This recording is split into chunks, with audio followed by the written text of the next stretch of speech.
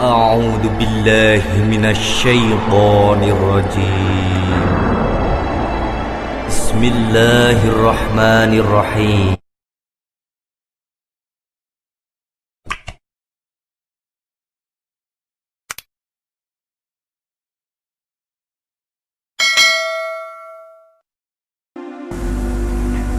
Assalamualaikum warahmatullahi wabarakatuh. A'udzubillahi minasyaitonirrajim. Bismillahirrahmanirrahim. Alhamdulillahi nahmaduhu wa nasta'inuhu wa nastaghfiruh wa na'udzu billahi min syurur anfusina wa min sayyiati a'malina. Man yahdihillahu fala mudilla lahu wa man yudlil fala hadiya lahu.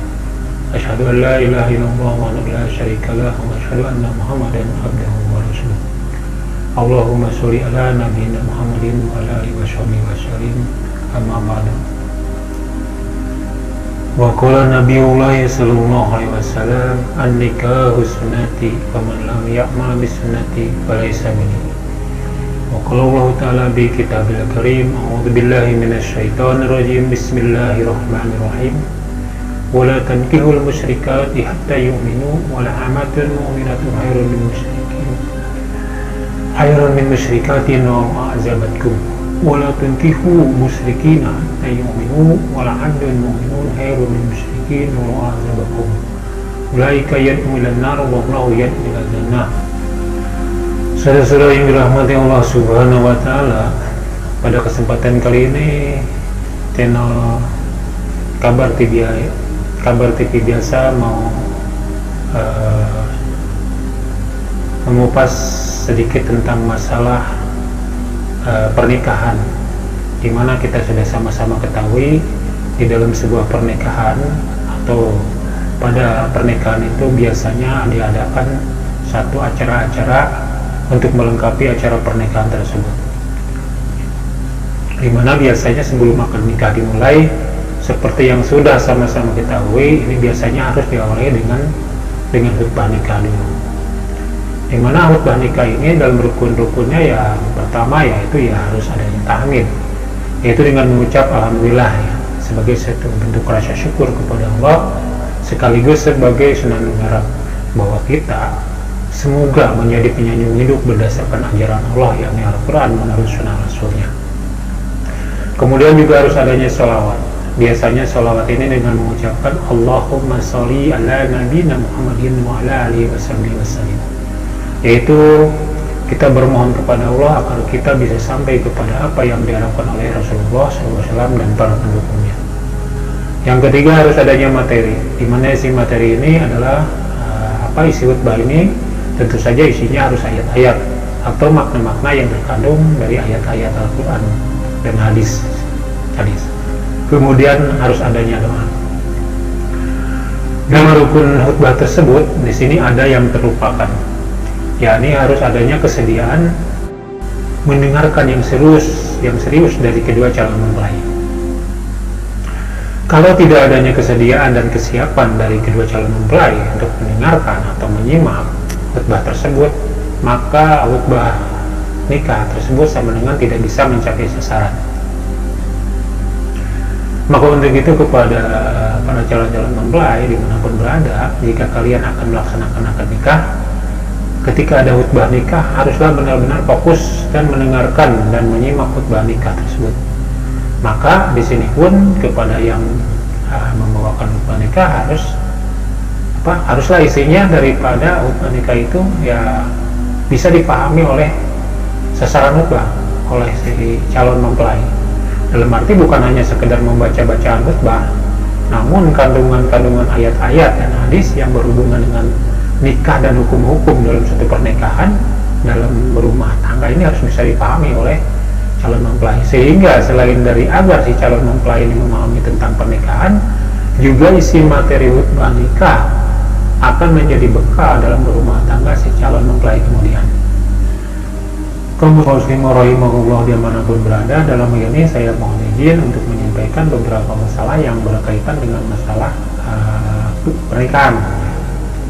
Pertama-tama kita buka firman Allah dalam surat Al-Baqarah ayat 221 yang menegaskan, A'udzubillahi minasyaitonirrajim, wala tankihul musyrikati hatta yu'minu wala amatun mu'minatun khairun min musyrikatin walau a'jabatkum wala tankihul musyrikina hatta yu'minu wala abdun mu'minun khairun min musyrikin walau a'jabakum ulaika yad'una nar wallahu yad'u ila jannah wal maghfirati bi'izni wa yubayyinul ayati lin-nasi la'allahum yattaqun. Sadaqallahu alaihi. Di antara artinya ya demikian. Dan janganlah kalian, hai seorang laki-laki atau seorang pemuda mau menikahi wanita-wanita yang musyrik hingga mereka itu mau beriman menurut aturan atau ajaran Allah, menurut sunnah Rasulnya. Dan yang lebih baik, walaupun seorang pembantu, seorang babu yang beriman menurut ajaran Allah, itulah yang benar-benar sebagai pembangun rumah tangga yang ihsan dibanding dengan wanita-wanita yang musyrik walaupun cantiknya menawan kalian. Kemudian pada kelanjutan ayatnya, wala tunkihul musyrikina hatta yu'minu wala adun mu'minun khairun min musyrikin walau a'jabakum. Juga kalian kepada wanita-wanita atau pada para gadis yang beriman, janganlah mau menikahi laki-laki yang musyrik hingga laki-laki itu mau beriman dengan ajaran Allah menurut Rasulnya.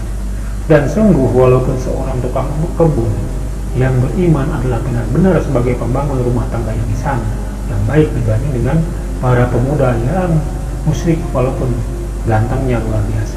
Jadi ringkasnya ayat ini menegaskan bahwa dasar daripada pernikahan ini bukan dasar pernikahan ini untuk kedua calon mempelainya adalah haruslah iman, di mana calon mempelai laki-laki maupun wanita haruslah berpandangan dan bersikap hidup menurut ajaran Allah, beriman.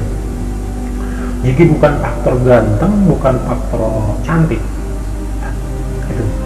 Walaupun kecantikannya, walaupun kegantengannya itu sangat menarik sekali. Jika dia tidak beriman, jika dia musyrik, itu bukan calon pasangan yang baik. Sehingga dasar dari pernikahan itu sama-sama iman.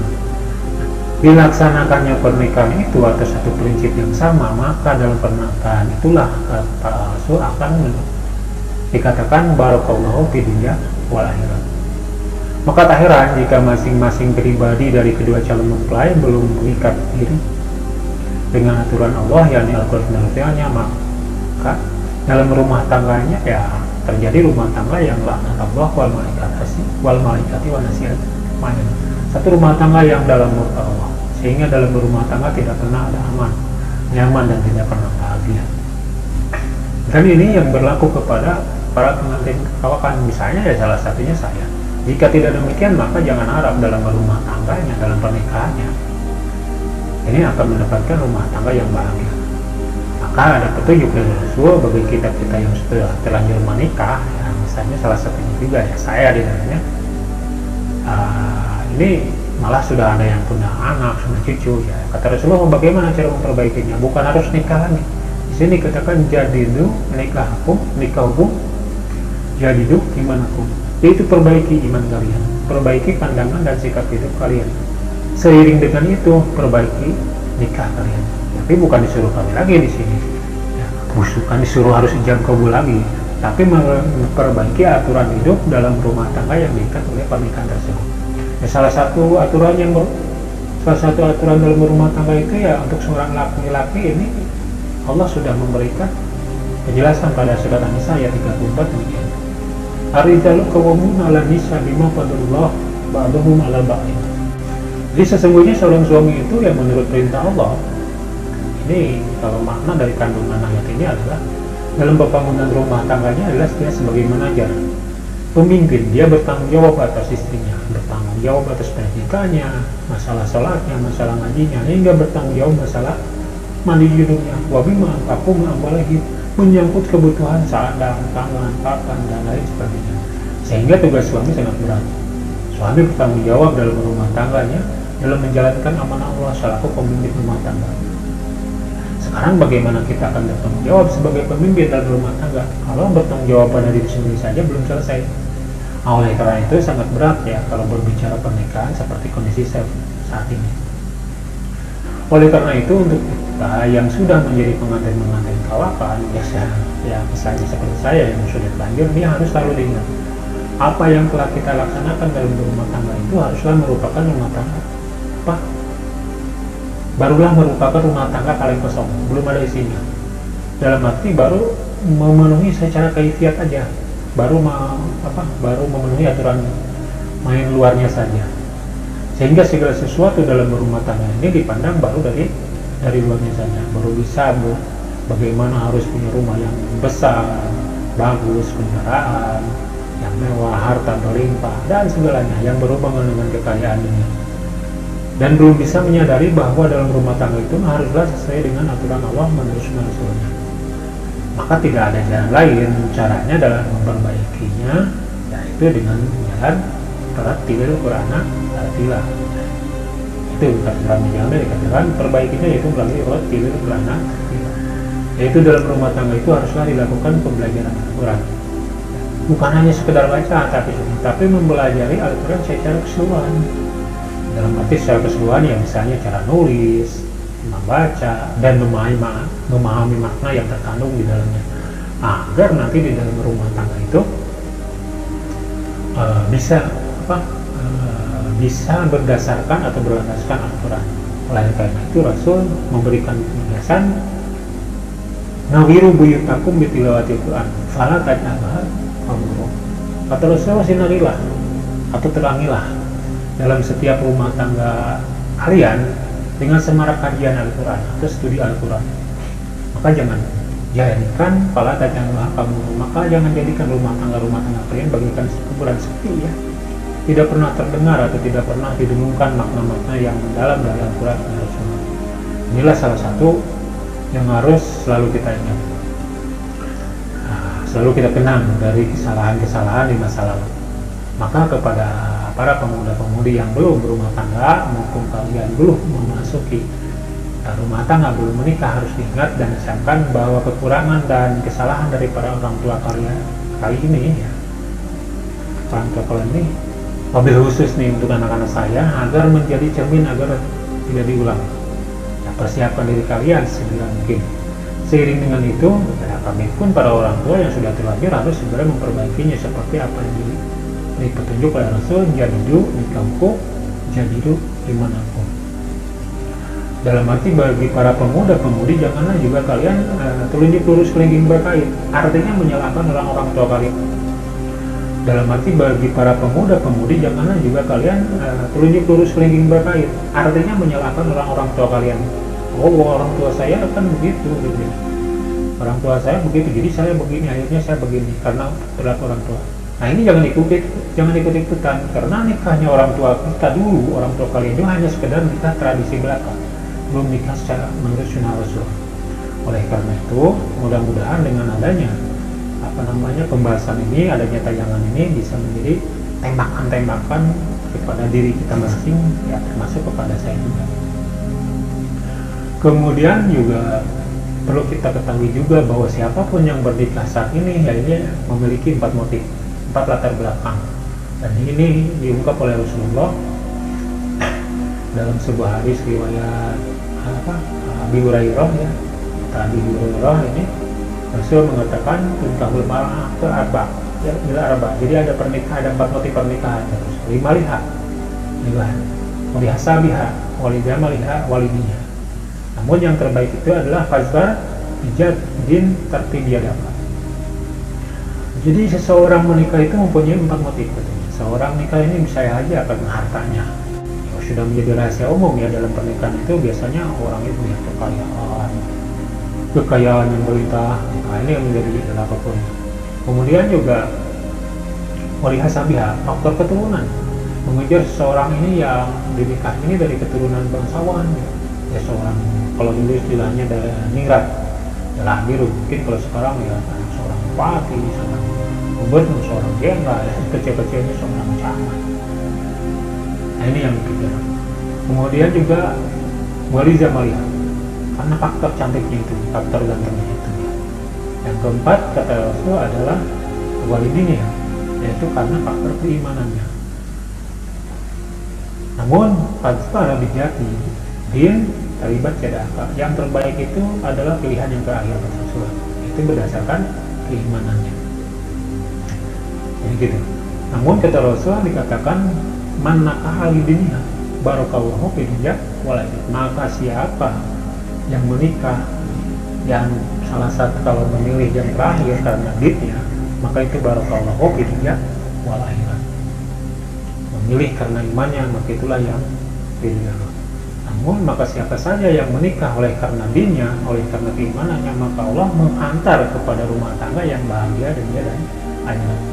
Namun sebaliknya kata Rasul, manaka lima biha wali zamanya wali hasabiha. Ya, sebaliknya jika pernikahan itu hanya semata-mata harta saja, karena rupawan saja, karena faktor keturunan saja, maka kata Rasul, faqad haram Allah melarangnya, Allah mengharamkannya, Allah murka. Nah, maka dalam hal ini saya tidak setuju ya dengan adanya istilah mencari rezeki. Itu harus melihat kepada bahasa sekarang ini terkenal dengan bibit, bebet, bobot ya, dan sebagainya. Kenapa? Karena ini bertolak belakang dengan surat Baqarah ayat 221 tadi. Ini kan pengertian bibit adalah melihat kepada latar belakang keluarga, keturunan siapa ya, keturunan siapa, faktornya, anak siapa, anak jenderal atau anak siapa. Kemudian bebet ini menyangkut kepada masalah harta, kesanggupan dalam memberikan kekayaan. Ya, kalau misalnya orang itu tidak punya, kurang harta dan sebagainya, nah, ini menjadi ukuran kita. Kemudian bobot ini juga menyangkut kualitas pendidikan, apakah dia berpendidikan tinggi, sekolahnya sampai di mana, dia perguruan tinggi apa. Nah, ini maka saya sangat tidak setuju dengan prinsip adanya babat, bebet, bobot, apa? Bebet, bobot, karena itu bertolak belakang dengan ayat Allah. Ini kan berseberangan dengan apa yang dikatakan oleh Al-Quran. Kita ambil contoh salah satunya, kalaulah pernikahan berdasarkan paras atau cakepnya, 10 tahun kemudian istri atau suami kita 10 atau 15 kemudian akan berubah, kulit mulai mengkerut, yang tadinya ya istilahnya sekarang ini semua air udah mulai berkurang. Kalau faktor keturunan ini, kalau faktor kecantikan atau kegantengan ini, istilah Jawa kan manusia itu nantinya ada istilah LSW, lama-lama itu berubah. Maka tak heran kalau dalam rumah tangganya terjadi perselingkuhan, penyelewengan ya. Nah, itu yang heran karena itu ini faktornya karena cantik dan nikah karena harta. Apakah harta itu bisa menjamin terus lanjut dengan harta melimpahnya? Kan banyak contoh tiba-tiba terjadi ya bencana ya. Bencana yang menghabiskan hartanya, entah itu kebakaran atau bencana alam lainnya, atau usahanya bangkrut, atau tiba-tiba kerjanya diberhentikan, atau apa sajalah yang membuat hartanya makin berkurang, bahkan bisa habis. Bayangkan apa itu yang akan terjadi di dalam rumah tangga jika sudah tidak punya harta seperti itu. Maka kata Rasulullah SAW, yang paling baik yang diridhoi itu adalah pernikahan yang berdasarkan keimanannya. Oleh karena itu, mari kita sama-sama pahami dan merenungkan tentang tujuan pernikahan. Dan bagi yang sudah terlanjur seperti saya ini, seperti orang tua ini, kata Rasulullah, ayolah jadidu nikah aku, jadidu iman aku. Kaum muslimin wal muslimat rahimahumullah dimanapun berada dalam hidup ini, termasuk dalam rumah tangga ini, kita harus mengangkat Allah menjadi wali kita di dalam hidup ini. Dan ini adalah seperti yang diterangkan oleh surat Baqarah ayat 57. Jadi kata Rasulullah itu, kata surat Baqarah ayat 257 dikatakan Allahu waliyul ladzina amanu. Allah itu sebagai wali bagi orang-orang mukmin yang yuridun minaz zulumati ila nur, yang mengeluarkan, yang membebaskan manusia dari kejulumatan, dari kegelapan, dari ketidaktahuan menuju ila nur, menjadi terang, menjadi jelas, menjadi tahu. Kemudian Al-Quran diangkat oleh kita sebagai imam, karena ini dikatakan oleh Allah sebagai kata Al-Quran menjadi imam, sebagai apa? Seperti apa yang dijelaskan dalam sebuah hadis Jibril pada pertanyaan man rabbuka, maka jawabannya Al-Quranu imami. Maka Al-Quran itu kalau kita angkat menjadi imam kita, menjadi penentu gerak hidup kita ya. Kemudian untuk uswahnya, untuk contohnya kita Rasul, kita angkat Rasul menjadi uswah. Laqad kana lakum fi Rasulillah uswatun hasanah. Di mana posisi kita haruslah memposisikan diri atau berada pada posisi abidun ya, sebagai pengabdi, sebagai mutawakil. Inilah rumah tangga yang sangat diharapkan oleh Allah Subhanahu. Jadi sangat disayangkan ya kalau panitia akan nikahnya ini sudah menurut Islam ya, ada khutbah, ada ijab kabul ya, bahkan syahadat dulu tapi isinya dalam pelaksanaannya tidak sesuai dengan harapan Allah sehingga dalam rumah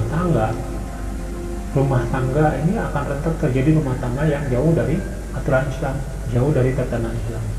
Jadi sayang apa yang dilakukan pada akad nikah ini sudah benar secara kaifiat, ya, ada khutbah, ada kabul, bahkan ada saksi-saksi, bahkan sekarang ini nih, ya, sudah dilengkapi dengan adanya petugas dari KUA.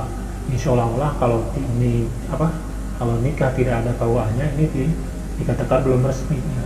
Ada istilahnya nikah siri, padahal nggak ada itu nikah siri, ya. Yang ada nikah syara, yaitu nikah secara agama. Nikah siri itu nggak ada, yang ada nikah syara secara agama.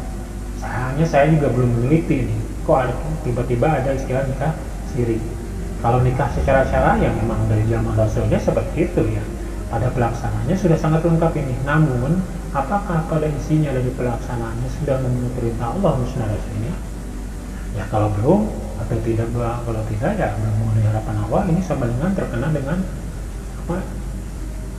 penegasan surat Al-Baqarah 9. Yuhadi'unallaha waladzina amanu wa ma yahda'una illa anfusahum wa ma yash'urun. Jadi kalau kita nikahnya hanya sekedar ingin ketahuan sama petugas KUA, ya, hanya ingin ketahuan oleh tetangga saja, tetapi si rumah tangganya tidak sesuai dengan perintah Allah, sama dengan itu tadi, yahda'una illa mau menipu Allah. Wa ma yahda'una, padahal itu tidak menipu Allah dan menipu tetangga mungkinnya, tetapi illa anfusahum wa masyurun, itu menipu dirinya sendiri, namun itu bila hanya. Kemudian pada kesempatan ini saya akan memberikan satu dua contoh bagi suami istri bagaimana seharusnya bersikap dalam rumah tangga. Kalau banyak-banyak bahasanya nggak cukup, karena salah satunya ayat perangkat yang digunakan ya belum memadai. Kita percepat aja. Misalkan Rasulullah menggambarkan istri yang baik itu, salah satunya dalam hadis mengatakan yang diriwayatkan oleh Abi Hurairah radhiyallahu anhu mengatakan, "Qala Rasulullah sallallahu alaihi wasallam, khairun nisa'i najarta ilahi saratka."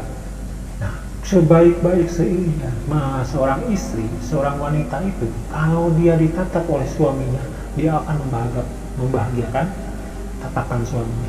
Beda dengan sekarang. Jangan misalnya begitu ditatap oleh suaminya, ya udah berumah tangga udah 10 tahun, udah 5 tahun, begitu suaminya melihat, menatap, dia terus bilang, ngapain mat? Ngeliatin aja kalau baru kenal aja. Nah ini jangan sampai terjadi seperti itu, tapi dibahagiakannya. Jangan jorta ilaiha syarat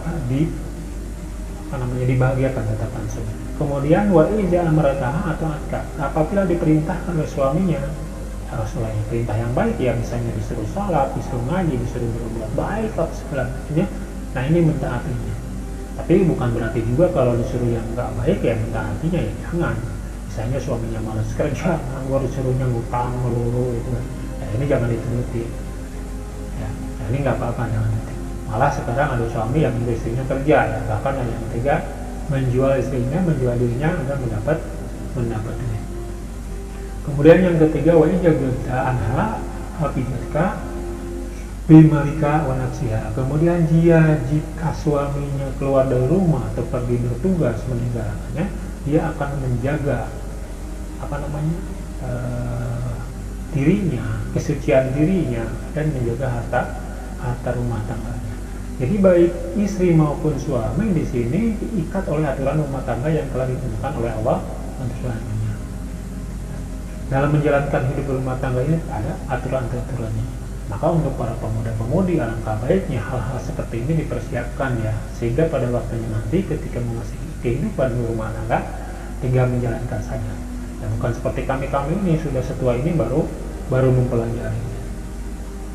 Kemudian satu lagi deh, walaupun ini agak sedikit kurang enak ya untuk disampaikan, tapi ini tidak kalah pentingnya ya untuk disampaikan dalam urusan aturan main berumah tangga, terutama dalam hubungan suami istri. Nah, bukan pelajarannya bukan harus menonton film ya, harus menonton 2 film, itu mah nonton samanya nonton kambing sama kambing. sebuah karya Yahudi dalam rangka merusak pola pikir manusia agar jauh dari iman. Dalam hal ini ya biasanya Siti Aisyah istri Rasulullah sering meriwayatkan perlakuan Rasul ketika mau atau dalam ingin berhubungan badan ya.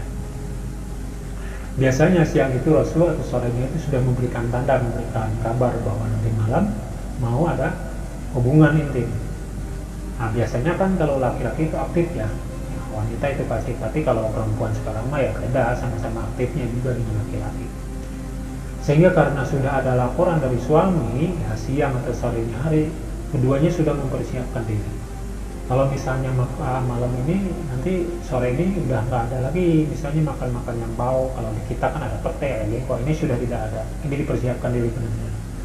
Jadi ya, maka sore itu sudah tidak ada lagi ada aroma bau yang tidak sedap. Juga kalau salah satu di antaranya ada yang kurang sehat, kurang fit, ini tidak dipaksakan. Rasulullah kata Siti Aisyah tidak pernah memaksakan suatu kondisi yang tidak prima.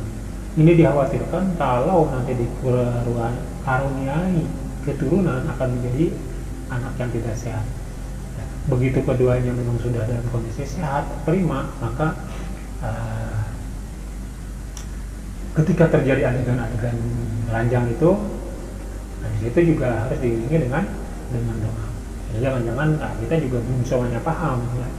Belum semuanya paham, belum semua tahu ketika adegan ranjang ya kita tidak pernah seperti apa yang dicantumkan Rasul. Dan doanya udah pada ya mungkin udah banyak ya yang tahu, misalnya Bismillahirrahmanirrahim jannibna syaitana wa jannibi syaitana ma rajabnana. Nah ini dalam arti ya seperti itulah yang digambarkan oleh Rasul. Jadi memohon kepada Allah ketika dikasih keturunan berilah keturunan yang baik. Kemudian setelah selesai, kata Rasulullah, ayo pergi ke kamar mandi sama-sama ya, membersihkan kemaluan masing-masing ya. Kalau laki-laki ini diurut-urut ya. Kata Rasulullah, yang dirjakarhum salah sama roti urut 3 kali untuk membersihkan. Kemudian kalau wanita itu istigrah ya, atau mendehem. Nah, kalaulah melakukan hubungan intimnya sudah melakukan salat isya, nah, jadi pergi ke kamar kecil itu membersihkan alat kelamin itu, ya cukuplah berwudu. Setelah berwudu selanjutnya tidur. Wudu di sini bukan untuk salat, tapi untuk pergi tidur. Tapi kalau belum salat isya ketika melakukan, ya harus mandi junub. Ya mau laki-laki atau perempuan ya harus mandi junub dulu. Mandi junub, kemudian wudu, lalu melaksanakan salat isya dan pergi tidur sambil diiringi dengan doa. Ya, sambil berdoa sebelum tidur, ya Allah, jika saya atau kami masih diberi usia sampai besok pagi, maka bangunkanlah subuh untuk melakukan salat subuh. Namun jika pada malam ini adalah kematian kami menyebut, maka matikanlah kami dalam kondisi husnul khatimah. Jadi dengan demikian uraian itu semoga akan membawa kita semua, khususnya untuk saya, ya ke arah perbaikan dalam menjalankan hidup rumah tangga sesuai harapan Allah dan Rasulnya. Sebenarnya sih masih banyak ya tata cara aturan dalam rumah tangga ini, namun karena itu tadi ya durasi dan alat yang digunakan ini belum bisa memadai ya, jadi terpaksa kita persingkat aja. Insya Allah kalau memang ini nanti banyak ada bermanfaat, dirasakan bermanfaat dan banyak ya, reaksi ya dari para pengunjung ya untuk meminta dilanjutkan, dan insya Allah nanti akan dilanjutkan ya channel. Kita bisa sambungkan untuk kembali untuk poin yang hal yang berhubungan dengan rumah tangga ini. Barakallahu wa lakum bil Qur'anil azim, innahu wasami'ul alim wa bil taufiq hidayah. Assalamualaikum warahmatullahi wabarakatuh.